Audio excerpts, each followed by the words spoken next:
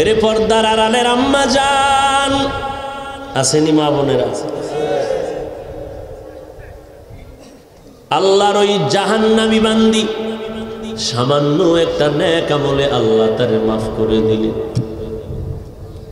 অপরদিকে একজন নেক আমলওয়ালা আবেদা সালেহা আল্লাহর বান্দি এত বড় নেক আমল করেছে, জীবনের কোনো গুনাহ করে নাই বললেই চলে, যদি হইয়া যাইতো তওবা করতেও দেরি করতো না। এমন একজন নেক আমলওয়ালা আল্লাহর বান্দি হঠাৎ সামান্য থেকে সামান্য একটা অন্যায় করে ফেললো। কি অন্যায়? বলে একটা বিড়ালকে ধরিয়া ঘরের মধ্যে খাঁচায় আটকায় দিল, নিজেও খানা দেয় না, ছেড়ে দিবে বাইরে গিয়া খাবে, সেই সুযোগটাও আম্মা জান দেয় নাই। আল্লাহর নবী বলেন, ও সাহাবায়ে কেরাম, আল্লাহর বান্দি নেক আমলওয়ালা এই বিড়ালটাকে কষ্ট দেওয়ার কারণে ধুকে ধুকে ক্ষুধার যাতনায় বিড়ালটা মরিয়া গেল। আল্লাহর নবী বলেন, এই একটা ভুলের কারণে রব্বুল আলামিন ওই বান্দার, ওই আল্লাহর বান্দির জীবনের সব আমলগুলো বরবাদ করে দিয়েছে। এই জন্য বলে যাই, রংপুরের মুসলমান ভাই, ছোট থেকে ছোট আমল পাইলে ছাড়িও না, উপহাস করিও না। ছোট আমলে যদি আল্লাহ মাফ করে, হাজারো বড় আমল থেকে ছোটটাই আমার কাছে অনেক বড়। ছোটখাটো গুনার কারণে যদি আল্লাহ ধরিয়া ফালায়, তো বড় বড় গুনার থেকে ছোটটাই আমার কাছে বড় মারাত্মক হয়ে যাবে।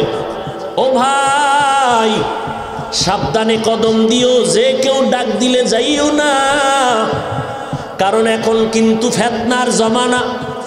দেখো না তাকাইয়া, তোমরা তো মিডিয়া নিয়ে সারাদিন রাত পড়ে থাকো, নজর করে দেখো। আলহামদুলিল্লাহ, আমি ফেসবুক চালাইও না, দেখারও চেষ্টা করি না।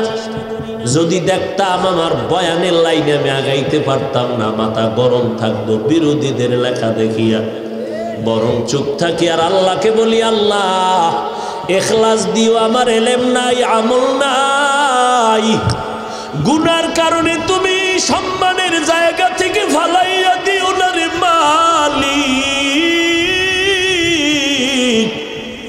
দয়া করে তুমি আমার ইজ্জতের হেফাজত করিও রে আল্লাহ। যারা না জানিয়া অন্যায়ের দিকে দৌড়ায়, তুমি কুদরতের হাত দিয়া হেদায়েতের আয়নাটা সামনে ধরে দাও। ও যুবক, কি বয়ান করব, কি বয়ান শুনবারে বাবা?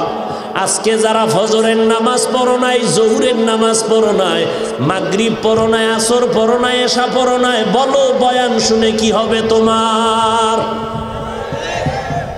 বয়ানের আগে যারা বিড়ি টানছো, মোনাজাতের পরে আবার বিড়ি টানবা, বলো তোমার বয়ানের দ্বারা কি লাভ হবে? কোথায় যাবা তুমি? কি আমল নিয়ে কবরে যাইবা? বয়ান শুনিয়া ঘরে যাইবা, মোবাইলটা খুলবা, দেখবা এক টুপিওয়ালা কয় বিতির নামাজ প্রতিদিন পড়া লাগবে না। ঘরে গিয়ে আমার বয়ান শুনিয়া আবার মোবাইল খুলবা, দেখবে এক টুপিওয়ালা বলে পাঁচকল্লি টুপিটারে সিরিয়া ফালায় দাও, এটা মুসলমানের টুপি না। আবার মোবাইল খুলবা, দেখবা এক টুপিওয়ালা বলে কাজা নামাজ লাগবে না। আবার মোবাইল খুলবা, দেখবা এক টুপিওয়ালা বলে নফল ইবাদত দরকার নাই। আবার মোবাইল খুলবা, দেখবা এক টুপিওয়ালা বলে ওরে জুমার দিন জুমার নামাজের আগে কোনো সুন্নত লাগে না। আবার মোবাইল খুলবা, আবার দেখবা এক টুপিওয়ালা বলে মদিনার নবীর সাহাবী ওমরে ফারুক তিনি একজন বেদাতি ভণ্ড। আরো জোরে নাউজুবিল্লাহ বলো। ওই লাইনের দালাল আসো নাই? আসো জোরে কানা নাউজুবিল্লাহ। আবার মোবাইলটা খুলিয়া দেখবে এক টুপিওয়ালা বলে কোরআনের অর্থ যদি না জানো পড়িয়া লাভ হবে না। এইবার আবার মোবাইল খুলবা, দেখবা এক টুপিওয়ালা মুসলমানের সামনে বয়ান করে কয় নবীরা বেগুনা না, তারা ভুল করেছেন, গুনাহ করেছেন, আল্লাহ করাইছেন, আবার তওবা করেছেন। মাথাটা হেট হইয়া যায়, কেমনে বয়ান করব রে যুবক? একটু আল্লাহর দিকে তাকাইয়া জবাব দাও। কোন পক্ষ বুঝি না। ও ভাই, আমি নবীর মোহাব্বত নিয়ে বলছি, বলো মুসলমানের ময়দানে কাজা নামাজ লাগবে না, নফল ইবাদত লাগবে না, জুমার আগে সুন্নত লাগবে না, প্রতিদিন বিতির নামাজ লাগবে না, পাঁচকল্লি টুপি লাগবে না, কোরআনের অর্থ না জানিয়া পড়লে লাভ হবে না। ওমরে ফারুক একজন বেদাতি সাহাবী। এবার নবীরা গুনাহ করেছেন, ভুল করেছেন, এই কথাগুলো যেই টুপিওয়ালা হজরতেরা বলছেন, তারা কোন লাইনের হুজুর পরে বলবো, আগে আমাকে জবানটা খুলিয়া আল্লাহর মোহাব্বতে জবাব দাও। এই সমস্ত কথা মুসলমানের ময়দানে বলার দ্বারা বলো ইসলামের উপকার কি হবে? বলো যুবকেরা, বলো ইসলামের কি উপকার হবে? বলো। কাজা নামাজ লাগবে না, সুন্নত লাগে না, বিতির লাগে না, কোরআনের অর্থ না জানিয়া পড়লে সওয়াব নাই। তাহলে রংপুরে কালকে মাইক নামায়া দাও, খতমে তারাবি হবে না, সব বন্ধ। কারণ হাফেজ সাহেবেরাও তরজমা জানে না, আমরা মুসল্লিরাও তো কোরআনের তরজমা জানি না। অতএব তারাবির নামাজে খতম করে কোনো লাভ নাই, সব খতম বাদ দাও।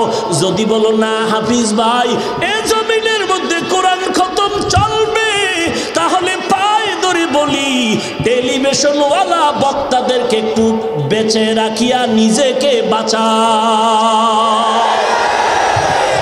সব টুপিওয়ালার বয়ান শোনা জায়েজ নাই। আমি শুরুতেই বলছি, অন্ধ ভক্ত হবি না রে যুবক। আমি আমার বক্তাকে মানব ততক্ষণ বক্তা আমার আল্লাহকে আর নবীর তরিকা মতো বয়ান করবে, আমল করবে যতক্ষণ। যদি দেখি বক্তার ভেতরে নবীর তরিকা নাই, আল্লাহর ভয় নাই, দরদ মাখা বয়ান নাই, ওই বয়ানের দ্বারা উম্মতের কোনো হেদায়েত নাই। ও যুবক, আল্লাহর মোহাব্বত নিয়ে বললাম। যদি বলো হ্যাঁ হাফিজ ভাই, এই বয়ানগুলো মুসলমানের দিলে ইসলামের অনেক লাভ হবে, বলো, তাহলে আমি আর এই কথাগুলো তোমাদের মাঝে উঠাবো না। মানুষের এমনি পাও দরিয়া দরিয়া নামাজের লাইনে আনাই যায় না, টুপি পরানোই যায় না, নামাজের মধ্যে ঢুকানোই যায় না, মা বাবার খেদমত করানোই যায় না। এরে নবীর আশিকির দল, এর মধ্যে যদি আবার উল্টা স্লোগান দিয়া উম্মতের ইবাদত থেকে দূরে সরানোর চিন্তা করে, তাহলে আমাদের বয়ান কোন দিকে যাবে? কিছু বললেই বলবি হিংসা করি, হিংসা। খোদার কসম, আক্রমণ করিয়া বয়ান করা জায়েজ নাই। বক্তাদের বয়ান হবে আত্মরক্ষার জন্য, আক্রমণের জন্য না। আত্মরক্ষা কি? ইসলামের জন্য, আর ঈমান রক্ষা, আর মুসলমানদেরকে রক্ষা করা। এই তিন জিনিস রক্ষা করার জন্য বক্তার বয়ান হবে। আক্রমণ করিয়া বয়ান করা জায়েজ নাই। এরপর যদি কেউ মাইকে গিয়া মোবাইল নিয়ে দেখো হিংসা করিয়াই ফেলছি, যদি তোমার রাডারে ধরা পড়ে, তাহলে তুমি বুঝিয়া নিও আমি হিংসার নজরে বলি নাই, হয়তো মুসলমান ঈমান আর ইসলামকে বাঁচানোর জন্যই কথাগুলো বলেছি। আর একটা পয়েন্ট মনে রাখবা, ভণ্ড আর বাতিলের বিরুদ্ধে মুসলমানের সামনে কথা বলা এটা হিংসা না, এটা হলো ঈমান। এর নবীর আশিক উম্মতের দল, আল্লাহর মোহাব্বত নিয়ে কথা বলতেছি, হিংসার নজরে না। আরে হিংসাই যদি অন্তরে থাকতো, পাঁচকল্লি টুপি মাথায় দিয়া অন্য টুপির বিরুদ্ধে বয়ান করতাম। হিংসা যদি অন্তরে থাকতো, রংপুরের মানুষ কওমি মাদ্রাসায় পড়িয়া আলিয়ার বিরুদ্ধে বলতাম, স্কুল কলেজের বিরুদ্ধে বলতাম। অন্তরে যদি হিংসা থাকতো, লম্বা জামাটা পরার পরে আজকে অন্য পোশাকের বিরুদ্ধে বয়ান করতাম। অন্তরে যদি হিংসা হিংসা নিয়ে বয়ান করতাম, তাহলে আমরা আলহামদুলিল্লাহ সূরার শেষ করে আস্তে আমিন বলি, জোরে আমিনওয়ালাদের বিরুদ্ধে বলতাম না। হিংসা করি না, কোনো গালিও দেই না, দেখা হলে চেষ্টা করি সালাম দেওয়ার। নামাজে আমরা নাভির নিচে হাত বাঁধিয়া নামাজ পড়ি, যারা বুকে হাত বেঁধে নামাজ পড়ে হিংসা করি না, গালিও দেই না, দেখলে চেষ্টা করি সালাম দেওয়ার। আমরা 20 রাকাত তারাবির নামাজ পড়ি, যারা 8 রাকাত পড়িয়া তুফানের মতো মসজিদ খালি কইরা বের হইয়া যায়, আমরা হিংসা করি না, গালিও দেই না, বরং দেখা হলে চেষ্টা করি সালাম দেওয়ার। এরে নবীর আশিকের দল। কিন্তু যদি দেখি তুমি আমার কওমি দেখলেই চোখটা ছোট করো, বাঁকা নজরে তাকাও, পাঁচকল্লি দেখলে বাঁকা নজরে তাকাও, লম্বা জামা দেখলে বাঁকা নজরে তাকাও, পাগড়ি দেখলে বাঁকা নজরে তাকাও, জোরে আমিন না বলার কারণে বাঁকা নজরে তাকাও, নাবির নিচে হাত বাঁধার কারণে বাঁকা নজরে তাকাও, কওমি মাদ্রাসায় পড়ার কারণে যদি বাঁকা নজরে তাকাও, তাবলিগে যাওয়ার কারণে যদি বাঁকা নজরে তাকাও, আল্লাহওয়ালার কাছে গিয়া আমল আখলাক ভালো করার কারণে যদি বাঁকা নজরে তাকাও, তুমি নিজে বালিশে মাথা লাগাইয়া এইবার হিসাব মিলাও হিংসা কার ভেতরে আছে।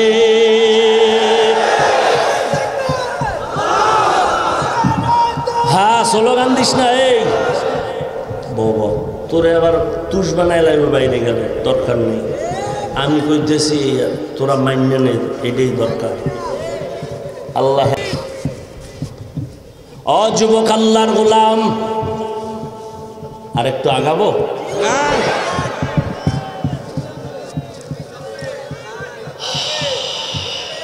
আল্লাহ আমাদের সবাইকে মাফ করেন। ভাইরা আমার, যেই কথাটা বলতেছিলাম, আমাদের 1 নাম্বার দায়িত্ব জাহান্নাম থেকে আমাদের নিজেদেরকে বাঁচানো, দ্বিতীয় দায়িত্ব আমার পরিবার, সন্তান, স্ত্রী বাঁচানো। এই 2 দায়িত্ব আগে পালন করো রে ভাই। কয়দিন আর যৌবনের বাহাদুরি করবা? আল্লাহর নবী সিল মাইরে গেছে, আমার উম্মতের হায়াত 70-এর উপরে যাবে না। যাদের বয়স 30 হয়ে গেছে, বাঁচতে যদি চাও আর 30 বছর বাঁচবি। গড়ে হায়াত 60 থেকে 70, কিন্তু ওই 30 বছর বাঁচিয়া কি লাভ হবে যুবক? মোবাইল চালাইয়া কানের পাওয়ার নষ্ট করছো।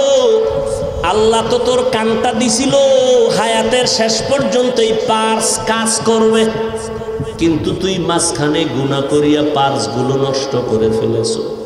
এখন বেঁচে থাকবি, মরার মতো বেঁচে থাকবি, কোনো লাভ হবে না। লেখাপড়াও ভালো করো না যে একটা ভালো চাকরি পাবি, ওদিকে মা বাবারে কষ্ট দিছো, মা বাবায় শুধু বরদোয়াই করে। কারণ এত বিশাল মজমার ভেতরে যখন মোনাজাতটা ধরা হবে, দেখবি ডানে বামে কত যুবকের চোখে পানি।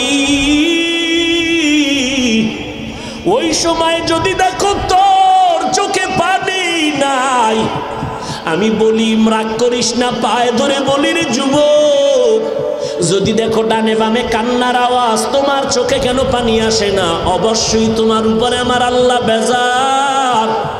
মা বাবার বরদোয়া না জানি তোমার কপালে লেগে গেল। ও যুবক, আজকে তুই স্বাধীনভাবে চলো, নামাজ পড়লে পড়লাম, না পড়লে নাই। বল, আজকে আমি হাফিজুর রহমানও যদি তোর মতো স্বাধীনতা নিয়ে প্যান্ট শার্ট টাই লাগাইয়া দাড়ি কামাইয়া যদি রাস্তায় মাস্তানি করতাম, কেউ বাধা দিত না।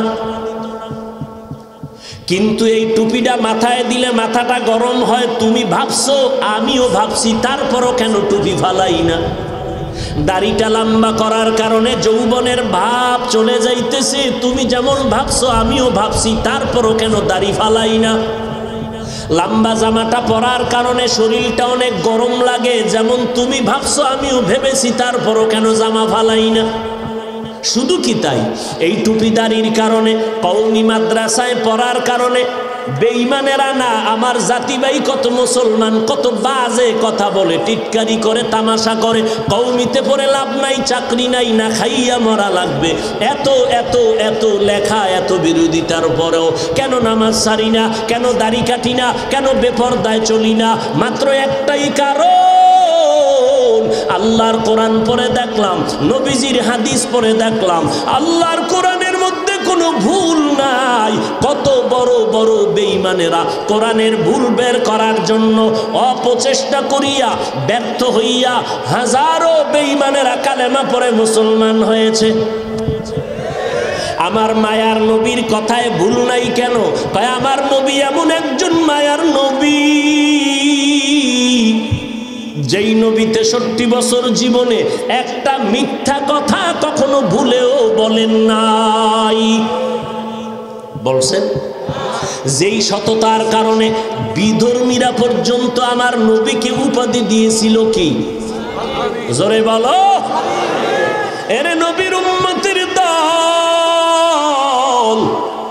ওই কোরআন পড়লাম, ওই হাদিস পড়লাম, বলো যুবক, ওই কোরআনে ওই নবীর হাদিসে জান্নাতের বয়ান জাহান্নামের বয়ান আছে না নাই? ফেরেশতারা লিখতেছে কি বলো কি না বলো। ওই জাহান্নামে কারা যাবে, জান্নাতে কারা যাবে, আল্লাহ তাও বলে দিয়েছেন। ইন্নাল আবরারা লাফি নাঈম ওয়া ইন্নাল ফুজ্জারা লাফি জাহিম। নেক আমলওয়ালারা জান্নাতের পথিক, যারা গুনাহ করবে তারা জাহান্নামের পথিক। জান্নাতটা কেমন আরামের ঘর তাও আল্লাহ বয়ান করেছেন, জাহান্নামটা কেমন ভয়ঙ্কর আল্লাহ তাও বয়ান করেছে। মাঝে মাঝে মোবাইলের মধ্যে বাংলা কোরআন সার্চ দিয়ে ডাউনলোড কর, মাঝে মাঝে দুই একটা সূরার বাংলা তরজমাটা পড়িয়া দেখো। ওয়াইলুল লিকুল্লি হুমাযাতিল লুমাযা আল্লাযী জামাআ মালান ওয়া আদ্দাদা ইয়াহসাবু আন্না মালাহু আখলাদা কাল্লা লা ইউনবাযান্না ফিল হুতামা ওয়া মা আদরাকা মাল হুতামা নারুল্লাহিল মুকাদা ইযা যুলজিলাতিল আরদু জিলজালাহা ওয়া আখরাজাতিল আরদু আসকালাহা ওয়া ক্বালাল ইনসানু মা লাহা আরাআইতাল্লাযী ইউকাযযিবু বিদ্দীন ফাযালিকাল্লাযী ইয়াদউল ইয়াতীম আল কারিআতু মাল কারিআ ওয়া মা আদরাকা মাল কারিআ ইয়াওমা ইয়াকুনুন নাসু কাল ফারাশিল মাবসুস।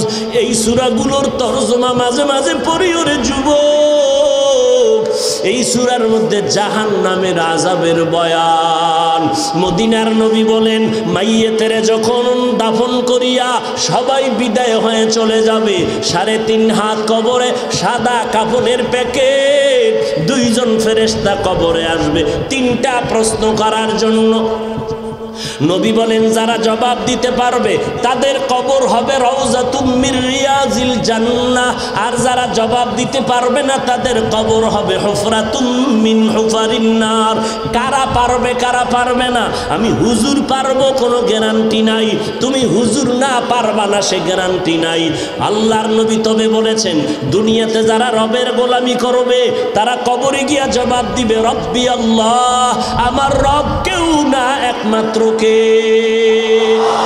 দুনিয়াতে যারা ইসলাম মেনে চলবে তারা কবরে গিয়া জবাব দিবে, দীনি আল ইসলাম, আমার ধর্মের নাম।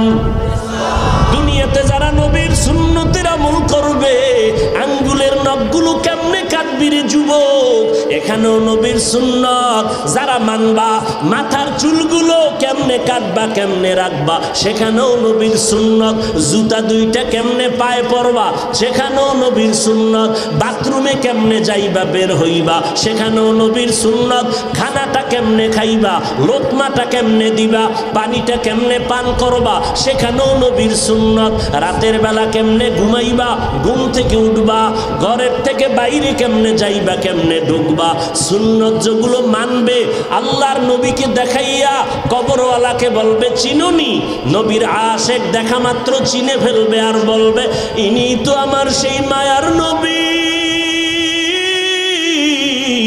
যেই নবীরে না দেখে দাড়ি রাখলাম, টুপি পরলাম, আল্লাহ তাৎক্ষণিকভাবে আওয়াজ দিয়া বলবেন, ও ফেরেশতা, আমার বান্দাকে আর বিরক্ত করিও না, এখনই কবরে জান্নাতের বিছানাটা দাও, জান্নাতের সাথে রাস্তা বানাও, 3.5 হাত কবরটাকে বড় একটা বালাখানা বানায় দাও, আমার বান্দা এখন ঘুমাবে, কিয়ামতের আগে কেউ তার ঘুমে ডিস্টার্ব করবে না। আল্লাহর নবী আফসোস করে বলেন, যারা গুনাহগার হইয়া রবের গোলামি করবে না, ইসলাম মানবে না, সুন্নতের আমল করবে না, এরা কবরে যখন চলে যাবে তিনটা প্রশ্নের জবাব যখন চাইবে, ওই নাফরমান গুনাহগার একটা কথা বলবে, হা হা লা আদরি, বড় আফসোস আমি কিছুই জানি না, কিছুই জানি না, কিছুই জানি না। আল্লাহ তখন রাগান্বিত হইয়া আওয়াজ দিবেন, ও কবরের মাটি, এই গুনাহগারের দুই পার্শ্ব থেকে জোরে জোরে চাপ দাও। আমি আল্লাহ দুনিয়াতে কম সুযোগ দেই নাই। আমার বাতাস, আমার সূর্যের আলো, চাঁদের আলো, আমার নদীর মাছ, জমিনের ফসল, গাছের ফল খাইয়া একবারও আলহামদুলিল্লাহ পড়ে নাই। আলেম ওলামারা পায়ে ধরে ধরে বয়ান করত, নামাজের দাওয়াত দিত, এক বেলার নামাজও পড়ে নাই। ও যুবক, একটা মশার কামড় সইতে পারো না, এরে ভাই, আল্লাহর কোরআনটাকে মিথ্যা মনে করিস না। এই জমিন থেকে 9,30,00,000 মাইল উপরে চতুর্থ আসমানে আল্লাহ সূর্যটা রেখেছেন। এই জমিন হবে কিয়ামতের মাঠ, সিরিয়ার জমিন হবে আল্লাহর বিচারালয়, আদালত। আল্লাহ বলবে সূর্য আর উপরে না, নিচে নেমে আসো, সূর্য তোমার তাপ ছেড়ে দাও। এরে নবীর উম্মতের দল, এক সেকেন্ডের আযাব সহ্য করতে পারবা না। আমি তোমাদেরকে এই কথা বলিয়া আমি এইটা বুঝাইতে চাই না যে তোমরা সবাই আমার মতো হুজুর হইয়া যাও, না, খবরদার, স্কুল ছেড়ে মাদ্রাসায় যাও, না না। কেউ যদি বলে আমি তা সমর্থন করি না, বরং আমি অন্তর দিয়া দোয়া করে বলে যাই, স্কুলে যারা পড়ো পড়ো, স্কুল পড়া ছাড়িও না। কলেজে আসো আলহামদুলিল্লাহ, ভার্সিটিতে লেখাপড়া করো আলহামদুলিল্লাহ, ডাক্তারি পড়ো, ইঞ্জিনিয়ারিং পড়ো আলহামদুলিল্লাহ। মুসলমানের সন্তান লেখাপড়া করে ডাক্তার হও, আমাদের মুসলমানের গৌরব। মুসলমানের সন্তান লেখাপড়া করে এমপি মন্ত্রী হও, মুসলমানের গৌরব। মুসলমানের সন্তান ওই লাইনে লেখাপড়া করে এসপি হও, ডিসি হইয়া বসো, আমাদের মুসলমানের জন্য গৌরব। কারণ যদি মুসলমানের সন্তান আল্লাহর মোহাব্বত নিয়ে ডিসির চেয়ারে বসো, আমাদের বয়ান করতে আর কোনো কষ্ট লাগবে না। মুসলমান স্কুলে পড়ো, কলেজে পড়ো, চাকরি করো, ব্যবসা করো, করো, ওই লাইনে থাকো। তবে আমার বিদায় বেলা সামান্য একটা দাবি তোমার পায়ে হাত রেখে বলে গেলাম, যেখানেই থাকো, যা করো, 5 বেলার নামাজটা বাদ দিও না রে ভাই। মা বাবার খেদমত করো, দোয়া নিয়ে সামনে আগাও। কারণ মা বাবার চোখের পানি আর দোয়া ছাড়া আমি বান্দাই চেয়ারে বসতে পারি নাই। তুমিও পরীক্ষায় পাস করতে পারো নাই, আজকে টাকার মালিক, বাড়ি গাড়ির মালিক হয়েছো, মা বাবার দোয়া ছাড়া হতে পারো নাই।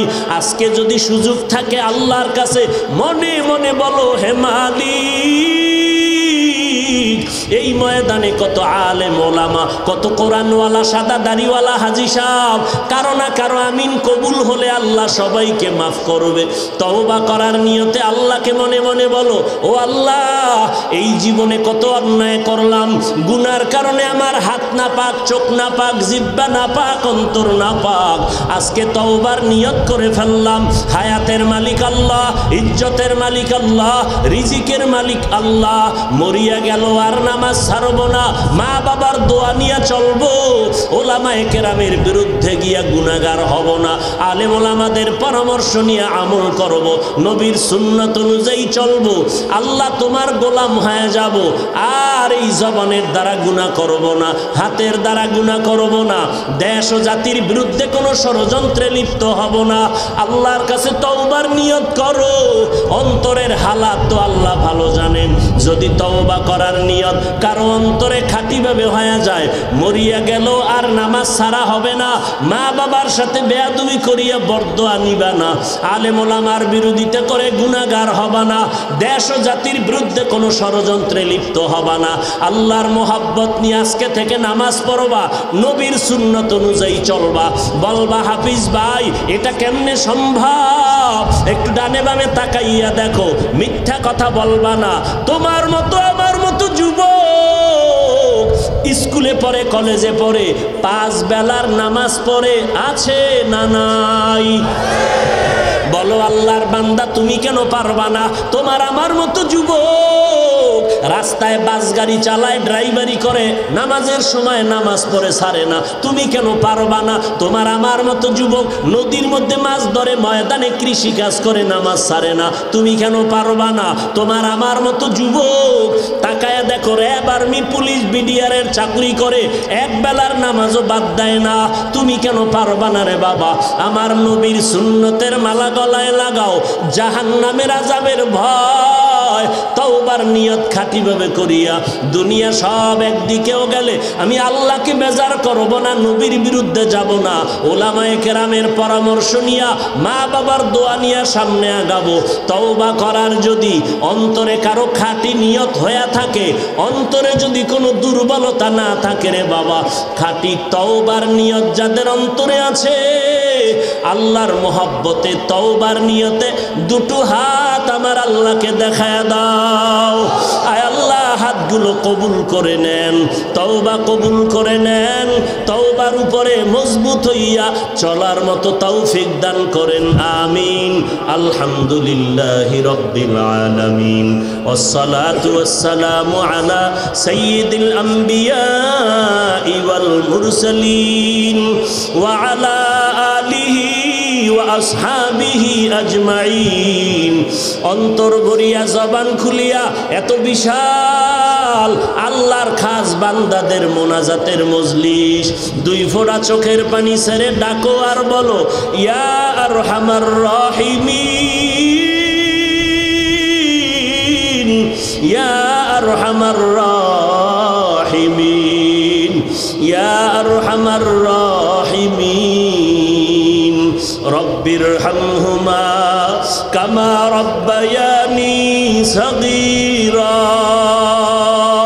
আল্লাহুম্মা ইন্না নাউযু বিকা মিনাল বারাসি ওয়াল জুনুনি ওয়াল জুযামি ওয়া সাইয়্যিল আসকাম।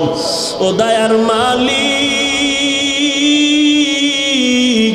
খোলা আসমানের নিচে কুদরতের নজর দিয়া তাকায়া দেখেন রে আল্লাহ, কত উলামায়ে কেরাম হাজির, কত মুরব্বী হাজী সাহেব, কত ব্যবসায়ী চাকরিজীবীরা হাত তুলেছে। আমার কলিজার টুকরা যুবক, ছাত্র ভাই, পর্দার আড়ালের আম্মা জানেরা, বোনেরা হাত তুলেছেন রে আল্লাহ। আয় আল্লাহ, দুনিয়াতে যেদিন আসছিলাম কত পবিত্র, মা বাবা কত আদর করেছিলেন, আজকে সেই জীবনটা শয়তানের ধোকায় পড়ে গুনাহ করে নাপাক করে ফেলেছি। আয় আল্লাহ, এই গুনাহ নিয়ে কবরে যেতে চাই না রে আল্লাহ। ও দয়ার মালিক, দুনিয়াওয়ালাদের বাড়ির দরওয়াজা বন্ধ, আপনার রহমতের দরওয়াজা বন্ধ নাই রে আল্লাহ। আমরা আপনার আদরের নবীর উম্মত, গুনার কারণে দিলটা পাথরের মতো শক্ত, চোখে পানিও নাই। কান্নাওয়ালা চক্ষু দান করেন আল্লাহ, কান্নাওয়ালা চক্ষু দান করেন আল্লাহ। এই ময়দান থেকে কারো হাত খালি ফিরাইয়া দিয়েন না রে মালিক। বসার জায়গাটাও ভালো না, টাকা পয়সা খানা দানার পেছনে আপনার বান্দারা আসে নাই, এরা সবাই জাহান্নাম থেকে মুক্তি চায়। দুনিয়ার সূর্যের গরম সহ্য করতে পারি না, গুনাহ নিয়ে কবরে গেলে জাহান্নামের গরম কেমনে সহ্য করব?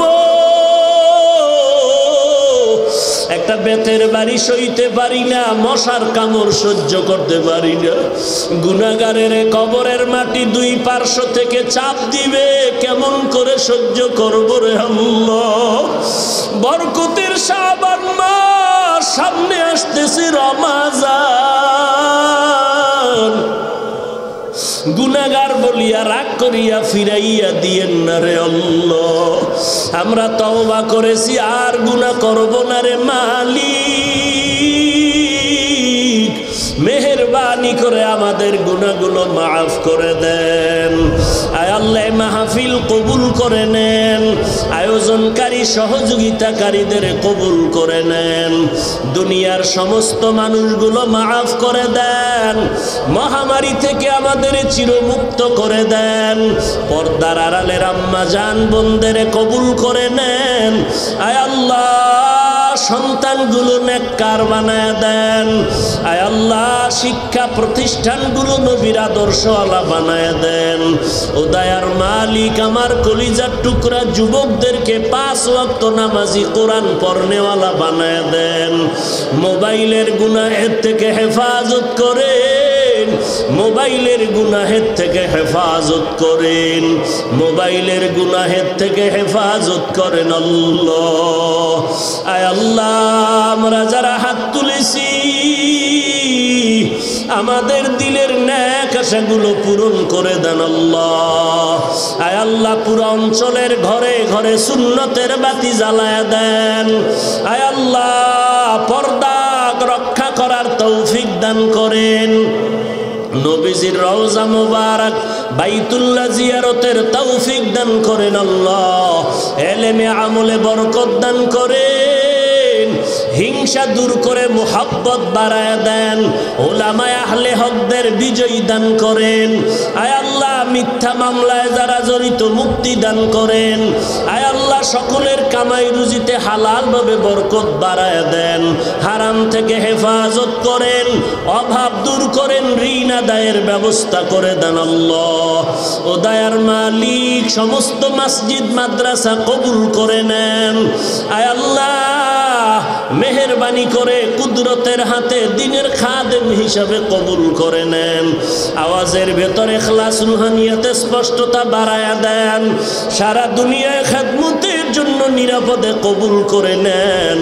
আয় আল্লাহ উম্মতের অন্তরে মুহাব্বত বাড়ায়া দেন, ইসলামের ব্যানারওয়ালা মুনাফিক থেকে আমাদেরকে হেফাজত করেন আল্লাহ।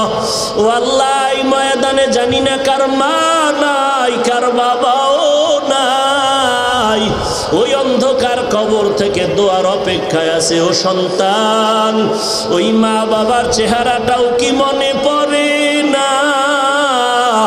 ওই মা বাবার জন্য কি একটু মায়া হবে না রে সন্তান? যেই মা বাবা রাত নাই দিন নাই কষ্ট করে চোখের পানি ফালাইয়া তোমাকে আমাকে মানুষ বানায় গেলেন, ওই মা বাবার চোখের পানি ছাড়া দোয়া ছাড়া তুমি আজ সম্মানের চেয়ার পাও নাই, টাকা পয়সা বাড়ি গাড়ির মালিক হতে পারো নাই। ও সন্তানেরা ওই মা বাবা এত কাঁদা কাঁদলেন, এমন একটা রাত নাই দিন নাই যে টেলিফোন করে খবর নেয় নাই। আজকে যারা মা বাবারে কবরে রাখছো একটা ফোঁটা চোখের পানি ছেড়ে কি একটু দোয়া করতে পারো না? ও আল্লাহ তাকায় দেখেন এই ময়দানে কারা ইয়াতীম, আমার মায়ার নবীও বড় ইয়াতীম। ও যুবক ওই মা যদি কারো বেঁচে থাকে বাসায় গিয়া মাকে চোখের পানি ছেড়ে মাপ চাও আর বলিও ও মা তোমার হাতটা দিয়া মাথায় একটু দোয়া করিয়া দাও। ও মা তোমার সাথে কত বেয়াদবি করেছি, আমার কথায় তুমি কষ্ট পাইয়া কত কান্না মা তুমি কান্না করেছো। ওই মায়ের কাছে যদি মাপ চাও মায়ের দিলটা শান্ত হইয়া যাবে।